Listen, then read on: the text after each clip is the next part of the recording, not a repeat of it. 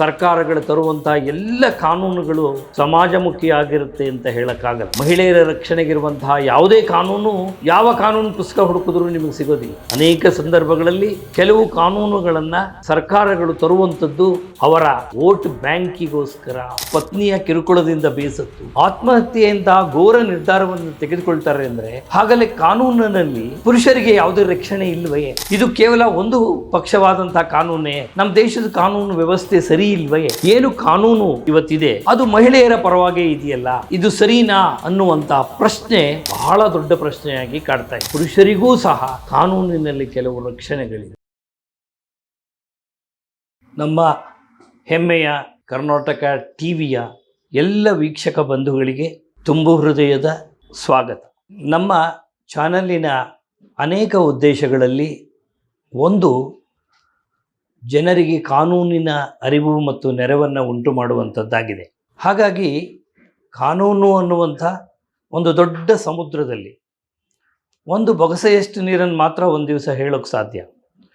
ಆ ರೀತಿ ನಾವು ನಮ್ಮ ಅನೇಕ ಎಪಿಸೋಡ್ಗಳಲ್ಲಿ ಕಾನೂನಿನ ಕುರಿತಾದಂಥ ಒಂದು ಅಭಿಪ್ರಾಯಗಳನ್ನು, ಕಾನೂನು ಏನು ಹೇಳುತ್ತೆ ಅನ್ನುವಂಥ ವಿಚಾರವನ್ನು ಎಲ್ಲ ವೀಕ್ಷಕ ಬಂಧುಗಳಿಗೆ ತಿಳಿಸಬೇಕು ಅನ್ನುವಂಥದ್ದು ನಮ್ಮ ಚಾನಲ್ಲಿನ ಆಶಯ ಆಗಿದೆ. ಹಾಗಾಗಿ ಇವತ್ತು ಬಹಳ ಮುಖ್ಯವಾಗಿ ಪ್ರಾರಂಭಕ್ಕೆ ಯಾವ ವಿಚಾರವಾಗಿ ಮಾತನಾಡಬೇಕು ಅಂದ್ಕೊಂಡಾಗ, ಇವತ್ತಿನ ಪ್ರಚಲಿತ ವಿದ್ಯಮಾನಗಳಲ್ಲಿ ಒಂದಾದಂಥ ಈ ಕೌಟುಂಬಿಕ ಸಮಸ್ಯೆಗಳಲ್ಲಿ, ಕೌಟುಂಬಿಕ ಕಲಹಗಳಲ್ಲಿ ಕಾನೂನು ಏನು ಕೆಲಸ ಮಾಡುತ್ತೆ, ಕಾನೂನು ಏನು ಹೇಳುತ್ತೆ ಅನ್ನುವಂಥ ವಿಚಾರದ ಬಗ್ಗೆ ಚರ್ಚೆ ಮಾಡೋಣ ಅಂತ ಹೇಳಿ ತೀರ್ಮಾನ ಮಾಡಿದ್ದೀವಿ. ನೋಡಿ, ಇತ್ತೀಚೆಗೆ ಕೆಲವು ದಿನಗಳಿಂದ ಈ ಪತ್ನಿಯಿಂದ ಹಿಂಸೆಗೆ ಒಳಗಾಗಿ, ಪತ್ನಿ ಕೊಡ್ತಕ್ಕಂಥ ಕಿರುಕುಳಕ್ಕೆ ಒಳಗಾಗಿ ಒಬ್ಬ ಸಾಫ್ಟ್ವೇರ್ ಇಂಜಿನಿಯರ್ ದುರಂತ ರೀತಿಯಲ್ಲಿ ಆತ್ಮಹತ್ಯೆಯನ್ನು ಮಾಡಿಕೊಂಡ್ರು. ಅದರ ಬಗ್ಗೆ ಕೇವಲ ನಮ್ಮ ದೇಶದಲ್ಲಿ ಮಾತ್ರ ಅಲ್ಲ, ಆ ವಿಚಾರ ವಿದೇಶದಲ್ಲಿಯೂ ಸಹ ಸದ್ದು ಮಾಡಿತು. ಜನಗಳಿಗೆ ಇದರಿಂದ ಬಹಳ ನೋವು ಮತ್ತು ಬೇಸರ ಆಯಿತು. ಎಲ್ಲರಿಗೂ ಬೇಸರ ಆಗಿದೆ, ಎಲ್ಲರಿಗೂ ನೋವಾಗಿದೆ. ಅಷ್ಟೊಂದು ವಿದ್ಯಾವಂತರಾದಂಥ ಒಬ್ಬ ಸಾಫ್ಟ್ವೇರ್ ಇಂಜಿನಿಯರು ಕೇವಲ ಪತ್ನಿಯ ಕಿರುಕುಳದಿಂದ ಆತ್ಮಹತ್ಯೆಯನ್ನು ಮಾಡಿಕೊಂಡ್ರು ಅಂದಾಗ ಸಮಾಜ ಇವತ್ತು ಯಾವ ಕಡೆ ಹೋಗ್ತಾ ಇದೆ ಅನ್ನುವಂಥ ಪ್ರಶ್ನೆ ಎಲ್ಲರನ್ನೂ ಕಾಡ್ತಾ ಇದೆ. ದೇಶದಾದ್ಯಂತ ಅದರ ಬಗ್ಗೆ ಹೋರಾಟ ಮಾಡಿದ್ರು, ಬೀದಿಗಿಳಿದ್ರು, ಜನ ಚಳವಳಿಯನ್ನು ಮಾಡಿದ್ರು, ಇಂತಹವರಿಗೆ ತಕ್ಕ ಶಿಕ್ಷೆ ಆಗಬೇಕು ಅಂತ ಹೇಳಿ. ಮತ್ತು ಇದೇ ರೀತಿಯಲ್ಲಿ ಇವತ್ತು ಅಸಂಖ್ಯಾತ ಪುರುಷರು ಸಮಸ್ಯೆಗಳನ್ನು, ಕೌಟುಂಬಿಕ ಸಮಸ್ಯೆಗಳನ್ನು ಎದುರಿಸ್ತಾ ಬಂದಿದ್ದಾರೆ. ಎಲ್ಲರೂ ಕೇಳುವಂಥ ಒಂದೇ ಪ್ರಶ್ನೆ, ಯಾಕೆ ಅಂದರೆ, ಒಬ್ಬ ವ್ಯಕ್ತಿ ಕೌಟುಂಬಿಕ ಸಮಸ್ಯೆಯಿಂದ ಬೇಸತ್ತು, ಅದರಲ್ಲೂ ಪತ್ನಿಯ ಕಿರುಕುಳದಿಂದ ಬೇಸತ್ತು ಆತ್ಮಹತ್ಯೆಯಿಂದ ಘೋರ ನಿರ್ಧಾರವನ್ನು ತೆಗೆದುಕೊಳ್ತಾರೆ ಅಂದರೆ, ಹಾಗಲೇ ಕಾನೂನಿನಲ್ಲಿ ಪುರುಷರಿಗೆ ಯಾವುದೇ ರಕ್ಷಣೆ ಇಲ್ವೇ? ಇದು ಕೇವಲ ಒಂದು ಪಕ್ಷವಾದಂಥ ಕಾನೂನೇ? ನಮ್ಮ ದೇಶದ ಕಾನೂನು ವ್ಯವಸ್ಥೆ ಸರಿ ಇಲ್ವೇ? ರಕ್ಷಣೆ ಇಲ್ಲವೇ ಪುರುಷರಿಗೆ? ಹಾಗಾದರೆ ಈ ಪ್ರಶ್ನೆಗಳು ಉದ್ಭವ ಆಯಿತು. ಮತ್ತು ಇವತ್ತು ಎಲ್ಲ ಕೇಳ್ತಾ ಇರುವಂತಹ ಪ್ರಶ್ನೆ ಅದೇ ಆಗಿದೆ. ನೋಡಿ, ನಮ್ಮ ದೇಶದ ಸಂವಿಧಾನದಲ್ಲಿ ತಮಗೆಲ್ಲ ತಿಳಿದಿರೋ ಹಾಗೆ ಬಹಳ ಪ್ರಮುಖವಾದ ಅಂಶ ಅಂತ ಹೇಳಿದ್ರೆ ಸಮಾನತೆ. Article 15, article 15 of the constitution of India, ಅದು ಏನು ಹೇಳುತ್ತೆ ಅಂತ ಹೇಳಿದ್ರೆ, ಯಾವುದೇ ರೀತಿ ಜಾತಿ, ಧರ್ಮ, ವರ್ಣ, ಉದ್ಯೋಗ, ಹುಟ್ಟಿದ ಸ್ಥಳ ಹಾಗೂ ಲಿಂಗಭೇದವನ್ನು ಮಾಡಬಾರ್ದು ಯಾವುದೇ ಸಂದರ್ಭದಲ್ಲಿ ಅಂತ. ಅದೇ ಥರ ಆರ್ಟಿಕಲ್ 14 ಏನು ಹೇಳುತ್ತೆ ಅಂದರೆ, ಈಕ್ವಾಲಿಟಿ ಬಿಫೋರ್ ಲಾ, ಕಾನೂನಿನ ದೃಷ್ಟಿಯಲ್ಲಿ ಎಲ್ಲರೂ ಸಮಾನರು, ಯಾವುದೇ ಭೇದ ಭಾವವನ್ನು ಈ ದೇಶದ ಪ್ರಜೆಗಳಲ್ಲಿ ತೋರಿಸೋ ಹಾಗಿಲ್ಲ, ಲಿಂಗಭೇದವನ್ನು ಮಾಡಬಾರ್ದು ಅಂತ ಹೇಳ್ತಾರೆ. ಹಾಗಿದ್ದ ಮೇಲೆ ಅಂತಹ ಸಂದರ್ಭದಲ್ಲಿ ಏನು ಕಾನೂನು ಇವತ್ತಿದೆ ಅದು ಮಹಿಳೆಯರ ಪರವಾಗಿ ಇದೆಯಲ್ಲ, ಇದು ಸರಿನಾ ಅನ್ನುವಂಥ ಪ್ರಶ್ನೆ ಬಹಳ ದೊಡ್ಡ ಪ್ರಶ್ನೆಯಾಗಿ ಕಾಡ್ತಾ ಇದೆ. ನೋಡಿ, ಸಂವಿಧಾನದ ಆಶಯಗಳಲ್ಲಿ ಒಂದಾದಂಥ ಲಿಂಗಭೇದ ಇರಬಾರ್ದು ಅಂತಾದರೂ ಸಹ ಕೆಲವೊಂದು ಕಾನೂನುಗಳಲ್ಲಿ ನಮಗೆ ಲಿಂಗಭೇದ ಕಾಣಿಸುತ್ತೆ. ಒಂದಂತೂ ಸತ್ಯ, ಇವತ್ತೇನು ಜನರು ಹೇಳ್ತಾ ಇದ್ದಾರೆ, ನಮ್ಮ ದೇಶದ ಕಾನೂನು ಕೌಟುಂಬಿಕ ಕಲಹಗಳ ವಿಚಾರದಲ್ಲಿ ಮಹಿಳೆಯರ ಪರವಾಗಿದೆ ಅಲ್ವಾ ಅನ್ನುವಂಥ ಪ್ರಶ್ನೆಗೆ ನಾವು ಹೌದು ಅಂತ ಒಪ್ಕೋಬೇಕಾಗತ್ತೆ. ಇವತ್ತು ನಿಜಕ್ಕೂ ಕೌಟುಂಬಿಕ ಕಲಹಗಳ ವಿಚಾರ ಬಂದಾಗ ಕಾನೂನು ಮಹಿಳೆಯರ ಪರವಾಗೇ ಹೆಚ್ಚಿದೆ. ಮಹಿಳೆಯರ ಕಡೆಯೇ ತನ್ನ ಒಲವನ್ನು ತೋರಿಸುತ್ತೆ ಕಾನೂನು. ಪುರುಷರಿಗೆ ರಕ್ಷಣೆ ಇಲ್ಲವೇನೋ ಅನ್ನುವಷ್ಟರ ಮಟ್ಟಿಗೆ ಕಾನೂನು ಏಕಪಕ್ಷೀಯವಾಗಿದೆ. ಹಾಗಾದರೆ ಲಿಂಗಭೇದ ಮಾಡಬಾರ್ದು ಅಂತ ಸಂವಿಧಾನದ 15ನೇ ಪರಿಚ್ಛೇದದಲ್ಲಿ ಹೇಳಿದೆಯಲ್ಲ, ಮತ್ತೆ ಯಾಕೆ ಈ ರೀತಿ ಕಾನೂನನ್ನು ಮಾಡಿದ್ದಾರೆ? ತಪ್ಪಲ್ವೇ? ಇದು ಸಂವಿಧಾನಕ್ಕೆ ವಿರೋಧ ಅಲ್ವೇ ಅನ್ನುವಂಥ ಪ್ರಶ್ನೆ ಉದ್ಭವ ಆಗುತ್ತೆ. ಯಾರೇ ಆದರೂ ಕೇಳ್ಬೋದು, ಹಾಗಾದರೆ ಸಂವಿಧಾನ ವಿರೋಧಿಗೆ ಆಗಲಿಲ್ವೇ ಇದು ಅಂತ. ಆದರೆ ಒಂದು, ಈ ಸರ್ಕಾರಗಳು ಕಾನೂನುಗಳನ್ನು ಮಾಡುವಾಗ ಅವರು ಹೇಳುವಂಥದ್ದು ಏನು ಅಂದರೆ, ನಾವು ಕೆಲವು ಹೊಸ ಹೊಸ ಕಾನೂನುಗಳನ್ನು ತರುವಂಥದ್ದು ಮತ್ತು ಈಗಿರುವ ಕಾನೂನಿನಲ್ಲಿ ಮಾರ್ಪಾಡುಗಳನ್ನು ಮಾಡುವಂಥದ್ದು, ತಿದ್ದುಪಡಿ ಮಾಡುವಂಥದ್ದು, ಅಮೆಂಡ್ಮೆಂಟ್ ಮಾಡುವಂಥದ್ದು, ಇದೆಲ್ಲ ಸಾಮಾಜಿಕ ನ್ಯಾಯಕ್ಕಾಗಿ, ಸಮಾನತೆಗಾಗಿ, ಆ ದೃಷ್ಟಿಯಿಂದ ಕೆಲವು ಕಾನೂನುಗಳನ್ನು ನಾವು ತರ್ತೀವಿ. ಆದ್ದರಿಂದ ಅದು ಸಂವಿಧಾನ ವಿರೋಧಿ ಅಲ್ಲ ಅಂತ. ಬಂಧುಗಳೇ, ಒಂದು ಮಾತು ಹೇಳೋಕ್ಕೆ ಇಷ್ಟಪಡ್ತೀನಿ. ಸರ್ಕಾರಗಳು ತರುವಂಥ ಎಲ್ಲ ಕಾನೂನುಗಳು ಸಮಾಜಮುಖಿಯಾಗಿರುತ್ತೆ ಅಂತ ಹೇಳೋಕ್ಕಾಗಲ್ಲ. ಅನೇಕ ಸಂದರ್ಭಗಳಲ್ಲಿ ಕೆಲವು ಕಾನೂನುಗಳನ್ನು ಸರ್ಕಾರಗಳು ತರುವಂಥದ್ದು ಅವರ ವೋಟ್ ಬ್ಯಾಂಕಿಗೋಸ್ಕರ, ಅವರು ಮತದ ಬ್ಯಾಂಕನ್ನು ಅವರು ಸೃಷ್ಟಿ ಮಾಡಿಕೊಳ್ಳೋಕ್ಕೋಸ್ಕರ ಕೆಲವು ಕಾನೂನುಗಳನ್ನು ತರ್ತಾರೆ. ಆದರೆ ಅವರು ಹೇಳುವಂಥದ್ದು ನಾವು ಸಾಮಾಜಿಕ ನ್ಯಾಯಕ್ಕಾಗಿ ಇಂಥ ಕಾನೂನನ್ನು ತಂದಿದ್ದೀವಿ ಅಂತ ಹೇಳ್ತಾರೆ. ಅವರು ಹೇಳೋದು ಸಾಮಾಜಿಕ ನ್ಯಾಯ ಅಂತ ಹೇಳಿದ್ರು ಸಹ ಅದರ ಹಿಂದೆ ಎಲ್ಲೋ ಒಂದು ಕಡೆ ಅವರ ಉದ್ದೇಶ ಮತ ಬ್ಯಾಂಕುಗಳನ್ನು ತಯಾರು ಮಾಡಿಕೊಳ್ಳೋದು, ತಮ್ಮ ಅಧಿಕಾರ ಹೋಗಬಾರ್ದು, ಮುಂದಿನ ಚುನಾವಣೆಯಲ್ಲಿ ತಾವೇ ಮತ್ತೆ ಅಧಿಕಾರವನ್ನು ಪಡ್ಕೋಬೇಕು. ಇಂತಹದೊಂದು ಕಾನೂನನ್ನು ತಂದಾಗ ಇಡೀ ಮಹಿಳಾ ಸಮುದಾಯ ನಮ್ಮ ಜೊತೆಯಾಗಿ ನಿಲ್ಲುತ್ತೆ, ತಮ್ಮ ಮತಗಳನ್ನು ನಮಗೆ ಚಲಾಯಿಸ್ತಾರೆ. ಹಾಗಾಗಿ ಅವರನ್ನು ಓಲೈಸುವ ದೃಷ್ಟಿಯಿಂದಲೂ ಕೆಲವು ಕಾನೂನುಗಳನ್ನು ತಂದಿದ್ದಾರೆ. ಹಾಗಾಗಿ ಅಂತಹ ಕಾನೂನುಗಳು ಆಗಾಗ್ಗೆ ದುರುಪಯೋಗ ಆಗುತ್ತೆ. ಹಾಗಾದರೆ ಇದಕ್ಕೇನು ಪರಿಹಾರ ಇಲ್ಲವೇ ಅನ್ನುವಂಥ ಪ್ರಶ್ನೆಯನ್ನು ತಾವು ಕೇಳ್ಬೋದು. ಕಾನೂನಿನಲ್ಲಿ ಪರಿಹಾರ ಇದೆ.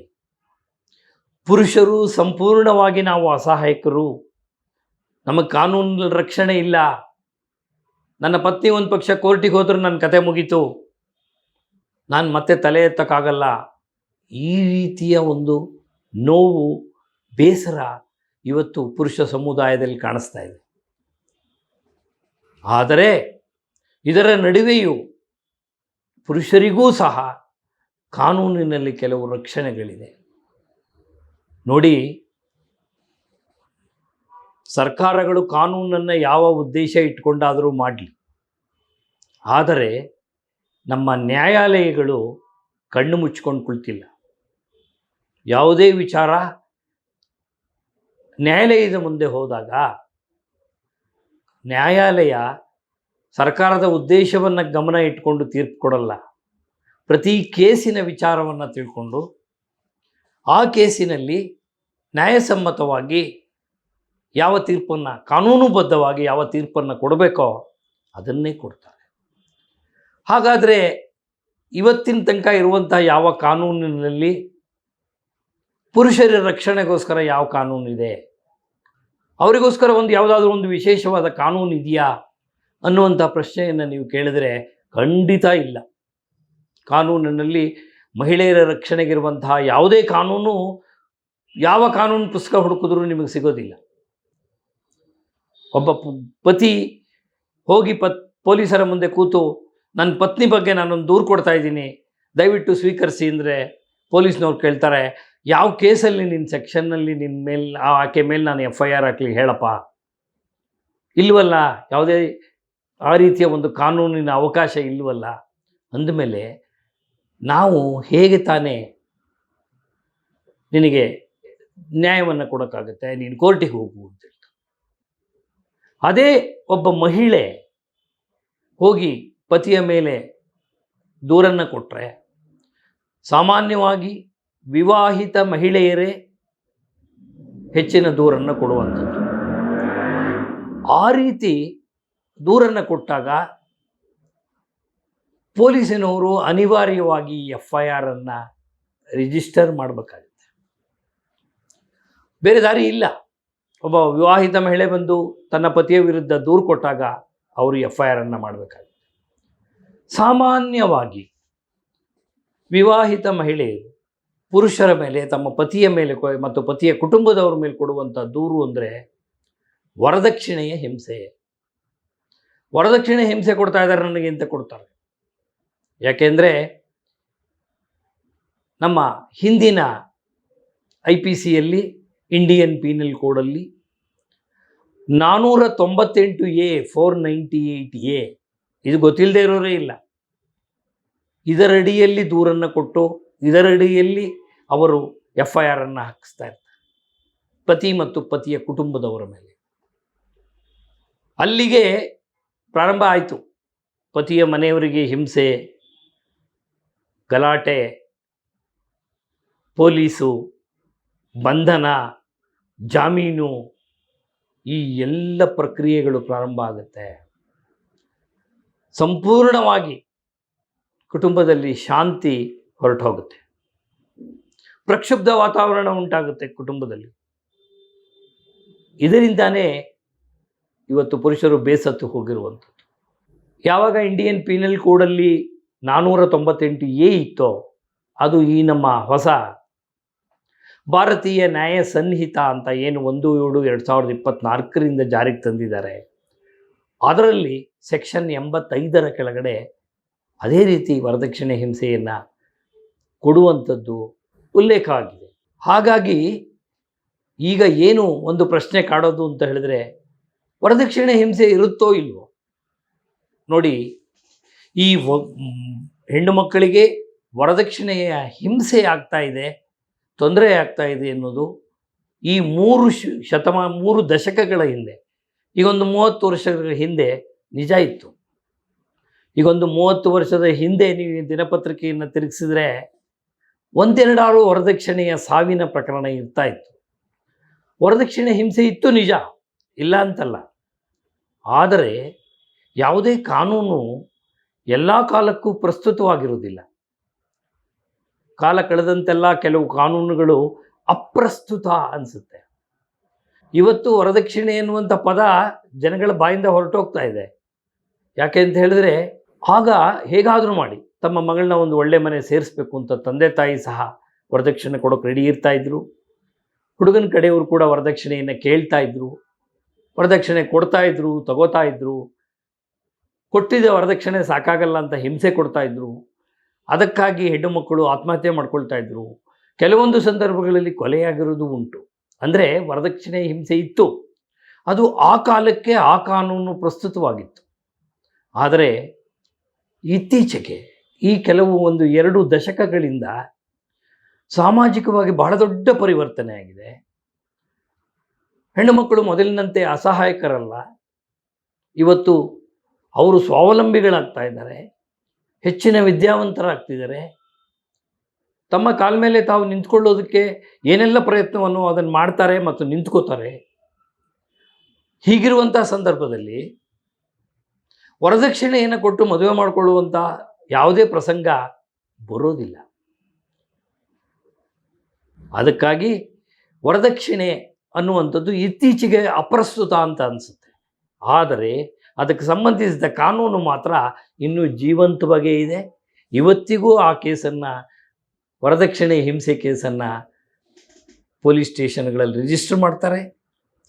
ಅನುಭವಿಸೋರು ಕಷ್ಟವನ್ನು ಅನುಭವಿಸ್ತಾ ಇದ್ದಾರೆ.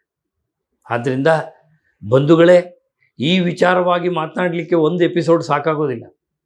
ನಾವು ಒಂದು ತೀರ್ಮಾನ ಮಾಡಿದ್ದೀವಿ, ಈ ವಿಚಾರವಾಗಿ ಹೆಚ್ಚಿನ ಮಾಹಿತಿಯನ್ನು ತಮಗೆ ನೀಡಬೇಕು ಅಂತ. ಹಾಗಾಗಿ ಇವತ್ತಿಗೆ ಈ ವಿಚಾರವನ್ನು ಇಲ್ಲಿ ನಿಲ್ಲಿಸಿ, ನಮ್ಮ ದಯವಿಟ್ಟು ಮುಂದಿನ ಸಂಚಿಕೆಗಳನ್ನು ತಪ್ಪದೇ ತಾವು ನೋಡಿ ಇನ್ನೂ ಹೆಚ್ಚಿನ ಮಾಹಿತಿಗಳನ್ನು ಈ ಬಗ್ಗೆ ಕೊಡ್ತೀವಿ ಅಂತ ಹೇಳ್ತಾ ಇವತ್ತಿಗೆ ನಾನು ನನ್ನ ಮಾತುಗಳನ್ನು ಮುಗಿಸ್ತೇನೆ. ನಮಸ್ಕಾರ.